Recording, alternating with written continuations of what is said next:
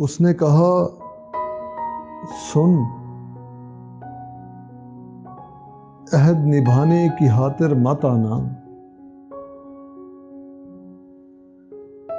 उसने कहा, सुन, अहद निभाने की खातिर मत आना। अहद निभाने वाले अक्सर मजबूरी या महजूरी की थकन से लौटा करते हैं।